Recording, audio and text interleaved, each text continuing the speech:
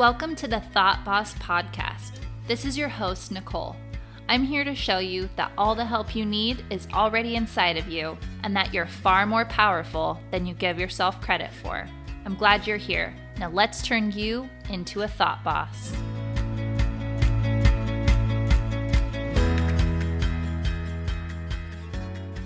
All right, people. It's time for the long-awaited Husbands Podcast. This episode will set you free. If you feel like you have problems with your husband, this is going to be so important to listen to. So, here we go. The first thing I want to say, number one, is that you're giving way too much power to your husband over, number one, your mood. Number two, how you feel about yourself.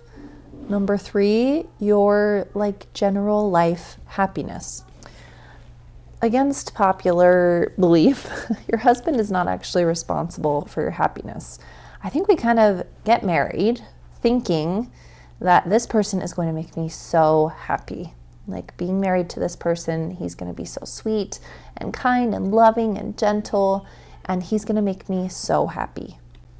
And that's usually based on your experience with him when you were dating, and also just our unrealistic view of what husbands are supposed to be like because of movies, because of books, because of other people's Facebook posts. When we're dating, we tend to overlook all the red flags, all the things that we don't like about a person because we're so excited to be in love, we're so excited to be married, and then we get into it and the viewfinder gets flipped upside down, and instead of seeing all the amazing things about this person, now we're on high alert for all the things that are red flags or dangerous or bad about this person. So it's not really your fault that you are thinking that your husband is supposed to be supposed to make you happy.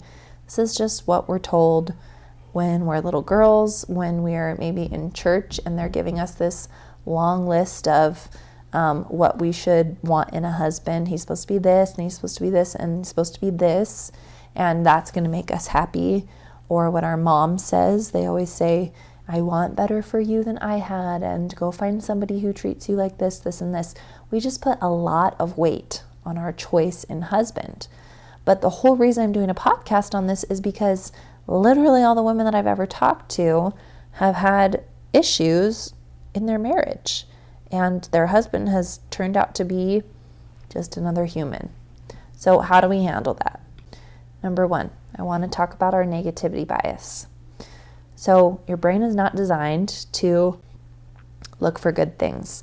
It's not really wired to wake you up in the middle of the night talking about all the amazing parts of your life, how well you're doing at life, how awesome your husband is, how much you love him, how grateful you are that he's such a nice guy and he's so patient and he's so loving, or all the things that you actually do believe about him.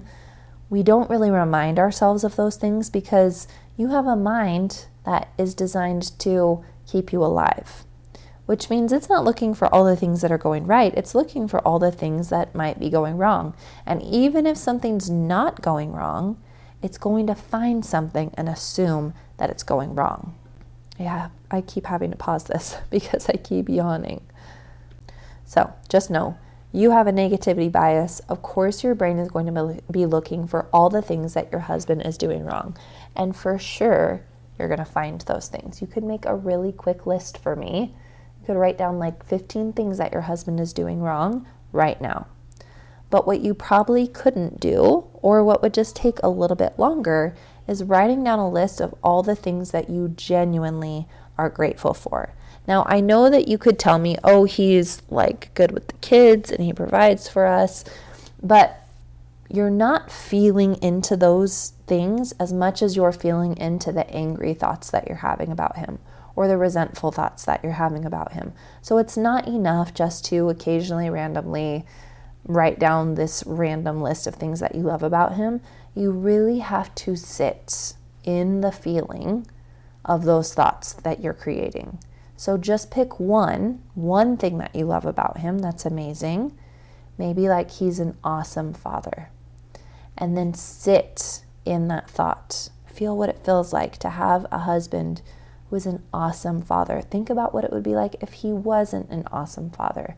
Feel so grateful for all the many moments when he has shown up for your kids and when he hugs them or he gives them a kiss or he reads them a story or whatever it is that your husband does that you feel like is so important and so special, and let that feeling go all through your body. We are not used to being happy. We have not accustomed ourselves to creating joy and letting ourselves actually feel the happiness all the way through our body. I have an anxiety course where I teach people how to feel their emotions, to feel them strongly in their body, to not ignore them, to notice what it feels like in your body when you're feeling an emotion. And this applies to all emotions, not just anxiety. But the quick Cliff Notes version of it is that joy is a literal energy vibration. It can be measured scientifically when it's going throughout your body. And when I ask people to feel a feeling, I ask them, what would it look like if it had a color or a texture? Does it feel light or does it feel heavy? Where do you feel it in your body? And when I sit with the feeling of joy that comes from the thought that my husband is such a good dad, I feel kind of this almost like a burst of energy in my chest. It's kind of like a really solid but strong, powerful feeling of kind of like gratitude that washes over my body. So I know that might seem really silly, but if you want to be happy with your husband, you have to figure out how to actually feel joy right now in this moment with who he is, and let that be in your body. The reason we want to change our feelings is not only because it feels good, but also because it changes the way that you're showing up. A wife who is resentful shows up in a different way than a wife who is grateful. And this has nothing to do with feminism or just letting him get away with things. I know that you might be thinking well, he needs to be held accountable. He should change some things. He's not helping me. All these things. I understand. And I just wanted to put this at the beginning of the podcast because I want you to know what's available to you with your husband exactly as he is. So let's move into expectations. What are your expectations for your husband? What is he supposed to be doing? One of my coaches, Brooke Castillo, she came up with this concept called the manual, and I've kind of made it my own. I feel like we have all written this script for people in our lives that they're kind of supposed to read from without really knowing what's on the script. And your husband's script goes a little something like this. Hi, honey, I love you. What can I get for you? You're such an amazing mom. You deserve a break. I would love to give you millions of dollars worth of diamonds and gems because you're such a queen. All these things that we think our husband should say to us based on maybe what we've seen in movies or what we've seen on those dumb Facebook posts that talk all about somebody's amazing husband and how awesome he is and how much he compliments her. We have this idea of who our husband is supposed to be. And we think that he's supposed to be like that because we think that would mean that he loves us. And that's where we're wrong. Your husband loves you. Your husband is obsessed with you. He thinks that you're amazing. He wants to be with you all the time. He wants to love you and give you all the things. And maybe he's just never going to say that to you. It's not his job to say exactly the right things. And when we make it his job, he's always going to fail at it. And when he's failing at his job, we feel like he doesn't love us, which means that we feel like we're unlovable. We're just not as good as Stacy, who posted about her awesome husband, John, and said he's just the light of her life and he's so sweet and so thoughtful and he gave her these flowers with this amazing, beautiful note, or he wrote her a song. We think, I must not be as good. I must not be as pretty. There must be something wrong with me. Of course, we're feeling like crap when our husbands don't treat us the way that we think they should because we've made it mean something about us. I want you to know the way that your husband does things or doesn't do things, if he's forgetting things, if he's not saying all the right things, doesn't actually mean anything about you. Doesn't mean you're not good enough. Doesn't mean you're not pretty enough. Doesn't mean you're not appreciated or that you don't deserve the world. Of course you do. But you're married to a human. And this human is still trying to figure out how to treat other humans. Now, a lot of people are going to listen to this podcast and feel like, oh, we're just going to let the husbands off the hook. I guess they don't have to do anything. You know what? Maybe that would be really relieving for both of you. He is already not doing the things that you want him to do. So you might as well decide, I'm going to stop asking him to do those things. I'm going to stop expecting that he's just going to show up in this one magical, special way that I, number one, haven't even described to him, but number two, is not natural for him. Like, this isn't naturally the way he shows up. So how do we balance expectations with like, all right, this is something I actually need and want, and I need him to know that. Here's how we do it. We decide ahead of time, my husband is already awesome, exactly as he is. My job is just to love him, and his job is just to be him. Because I picked him. I didn't pick anybody else. I picked him. And I'd choose to let go of all the things that I thought that he was supposed to do. And maybe I'll discover all the things that he's already really good at doing. Because chances are your husband is already really good at doing some things. He does make you feel loved. He does serve you. He does honor you and cherish you. And he is sweet. And he does think of those special romantic things to do and say for you. But we're not noticing it because we're constantly in comparison mode, lining him up against this perfect imaginary husband that we've put in our minds that's just the husband of every girl who's lovable and pretty enough. When the truth is your husband is married to the most amazing woman. So of course he can't give her all that she deserves, but he's definitely trying, and he definitely loves you enough. Now, what this does when we let go of expectations is it actually has him showing up better. Think about how your husband gets really frustrated if you have a really tight grip on him. If he's only supposed to do and say the things that you tell him to do, and he feels like he always has to check in with you, ask you if you need anything, make sure that he's doing everything right, think about all that you might be missing out on. What would happen if you trusted him? What would happen if you let him be free to love you in the way that he wants to love you? And what if you just accepted that that is love for him? Now, it can be helpful to have a conversation with him where you just tell him, honey, you are so sweet. I'm so grateful for the ways that you love me. I know that you love me more than anything in the world. And we're also a little bit different, so I thought that I would kind of tell you, just so you know, like what's going on in my head. For example, I would really love it, like the thing that would speak the most to me, what would feel the most like love to me, is if you could just hold me while I cry. Or if you could read a book with me. Or I love going on car rides with you. Or I love it when you just sit next to me and hold my hand.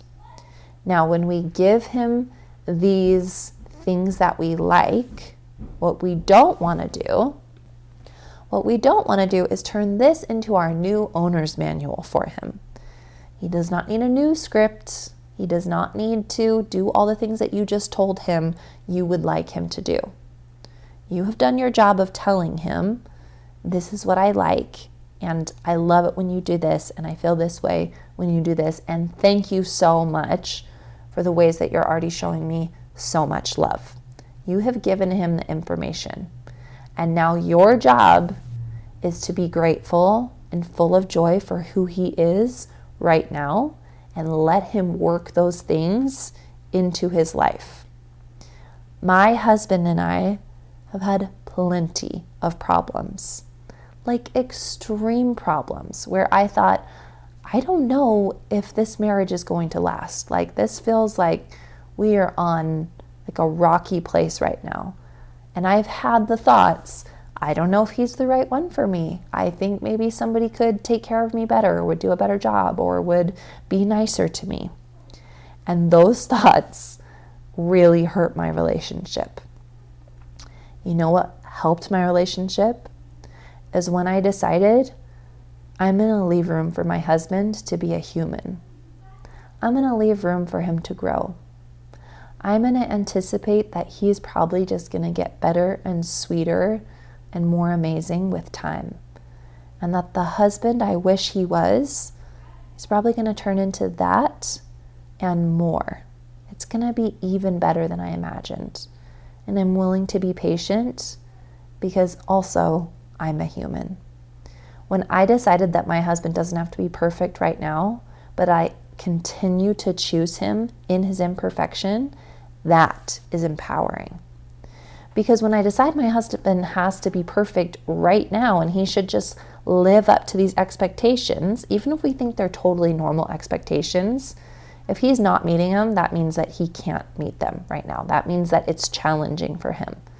And that's okay. We've got to meet him where he is and decide, I'm willing to stick with him for as long as it takes. And then you get to be happy in your marriage right now without waiting for him to be perfect. It feels really good to just love somebody without conditions. It feels good to approve of somebody without making them be something that they're currently not. When we love people and we approve of them, think of approving of someone. Think of approving of your husband and how much he longs for that approval. Imagine just giving that to him and saying, you don't have to prove yourself to me. I approve of you right now. You're doing a good job at being a husband and I love you. That turns people into their best selves. It's really empowering to be in that spot where you don't have to wait for somebody to be different for you to be happy. So what I do recommend, instead of always looking for the things that he's doing wrong and the things that you want him to change, I want you to decide, all right, he's going to be him and I choose to love him. And now I want to ask myself, who do I want to be as a wife? What would it look like to me to live in integrity with my values? What would it look like for me to be a better wife and to show up as the best version of me? Who do I want to be just for the sake of being that person? Not because he deserves it, not because he's earned it. I hate that quote so much. If you can't handle me at my worst, you don't deserve me at my best. No, please just always give your best. Always. Be your best. And then when your worst comes up and they have a hard time handling it, you need to do some inner work on the relationship with yourself before you expect him to be the one that holds you steady and tells you that you're doing okay. So, part 1 of taking responsibility is deciding who you want to be as a wife. Here's an example. As a wife, I want to be patient. That just feels like somebody I want to be. As a wife, I want to assume the best in my husband. As a wife, I want to be a safe place for my husband to come home to and tell me how his day was. As a wife, I want to be non-judgmental. I want to let him know he can be whoever he needs to be and that it's okay if he's upset. It's okay if he's frustrated. It's okay if he's not doing his best, but that it's okay for him to be himself around me. As a wife, I want to remember things that are significant to him. I want to remember maybe dates that are important to him. I want to remember what his love languages are. I want to speak in those languages more than I speak in my own. As a wife, I want to be more mindful of what his needs are and if I can give any more. I really love asking this question because we are always kind of saying in our minds, I'm not getting what I need from my husband, or that's in the background and then it just kind of gets all built up and we kind of explode on him and say, you're not meeting my needs. And the solution that I have found works best for this is not to give up your needs, not to tell him he's doing a terrible job, and not to decide, well, I can only be happy when my needs are met, but instead to say, what is in my power right now? And what is in your power is asking yourself the question, what can I give? What do I have to give right now? Sometimes you won't have anything to give. Sometimes you'll be sick or tired or exhausted. But I want you to ask yourself anytime that you can, like, what's this special thing that I have that he doesn't have that he would love it if I gave it to him? Could I cook him a meal? Could I give him a kiss on the cheek? Could I give him a smile? Could I give him some peace? There are so many things that you can give. And I think that you'll find when you're giving to him, you'll feel a lot less pressure to get your needs met, because you feel powerful when you're actually doing something to change your relationship. Now, the second part of taking responsibility in your marriage is asking yourself, what needs of mine have I given over to my husband that he can't meet? So you might have a need to talk a lot. You might need to get some things out. This is really common. A lot of women feel like they need to talk. They just need to talk things out, and that's their therapy, and it just feels good to get it out. And you want him to listen, and you want him to understand, and that feels like a big need to you. But your husband can't do it for you. That's a need that we need to take away from him. And not in this way where you're like, you know what, you can't meet my needs, it's over. We just want to do it in a way where we're like, oh, you can't do this. Maybe I should stop asking you to do this. It doesn't mean anything about you when your husband can't fulfill a certain need of yours. It just means that he can't fulfill that need. It's kind of like having a firefighter and a plumber, and getting mad at the plumber because he can't put out a fire and he doesn't know how to rescue a kitten. He can try, but he's not trained in that. He doesn't know what he's doing. He's trained in something else. The point here is that your husband is good at being him if we let him be him. But his gifts and talents are not going to line up perfectly with your needs. So you have to figure out which of my needs can he easily meet, and does he do on a regular basis, and then thank him for those things. And then the things that are needs of yours that he cannot meet, take those away from him. Just completely take it off his plate and tell him, this is not your responsibility. I'm going to make sure that I get this need met. So how do we meet our own needs? Let's go back to the example of needing to talk. When we talk, we feel like we want to be understood. We want people to listen to us. We want to feel like we're important. We want to feel like we're being heard and understood.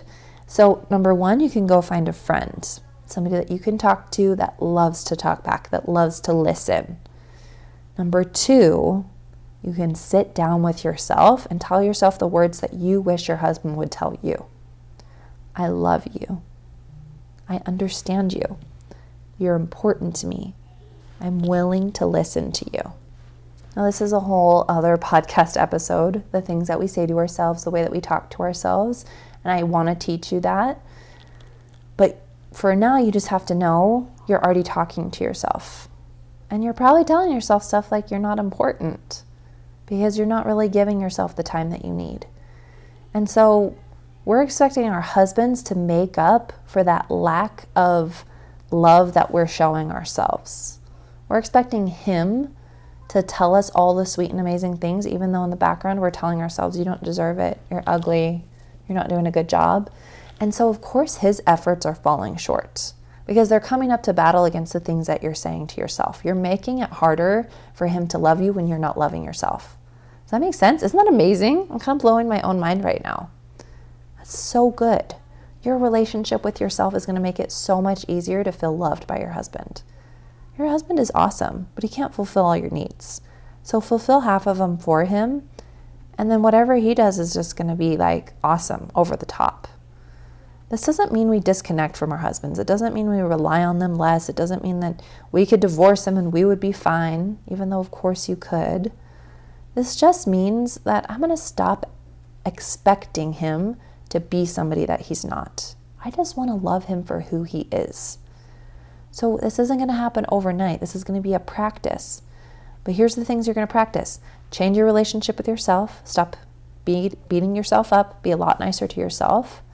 And number two, recognize that your husband is already amazing. Give him all the gratitude, all the props, all the love for exactly who he is right now.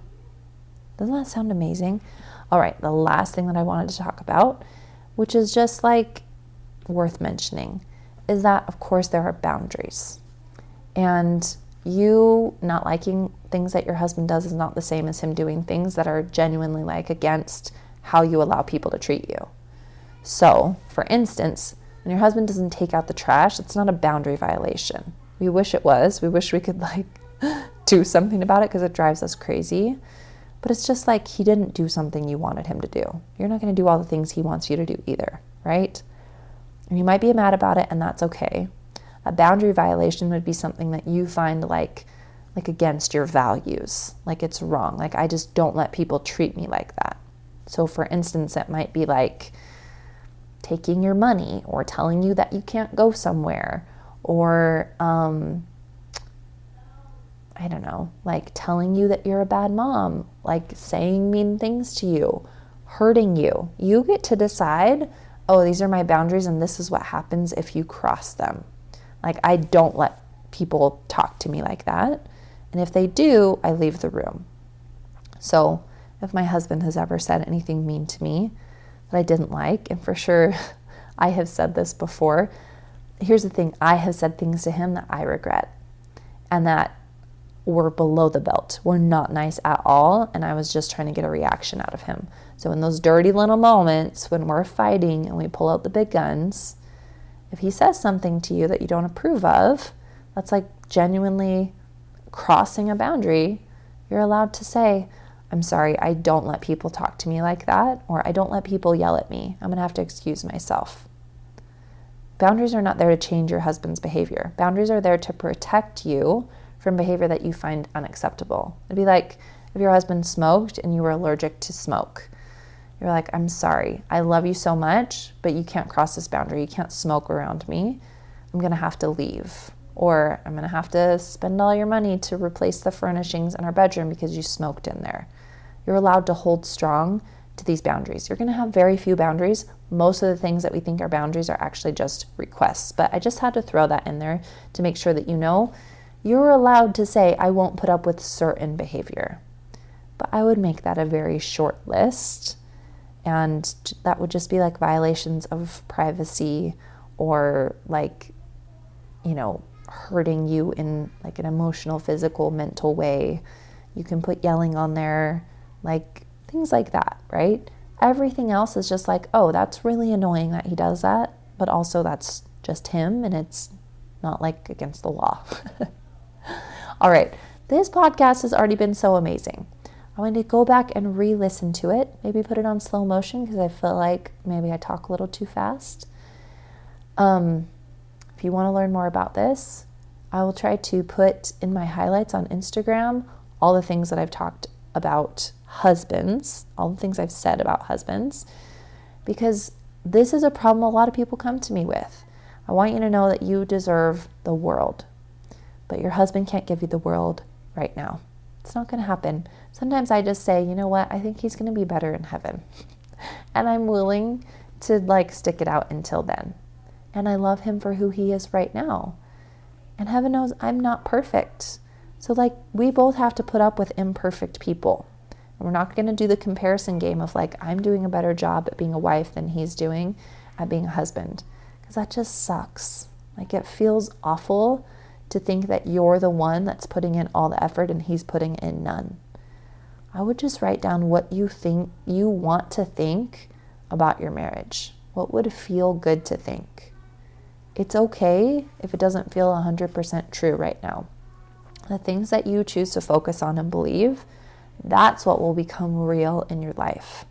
So if you're willing to tell yourself, my husband is already amazing and he does so many nice things for me, and I love that about him, and you tell yourself that over and over again, your brain will start to look for the ways that that's already true. And that's the funnest part about marriage, is it's completely in your hands. It's like maybe like 10% him and 90% you, because this is your experience in the marriage and you get to choose how you see it. All right, friends, I will see you next week. I'm so excited for next week's podcast, all about talking to yourself and your relationship with yourself. See you later. Bye.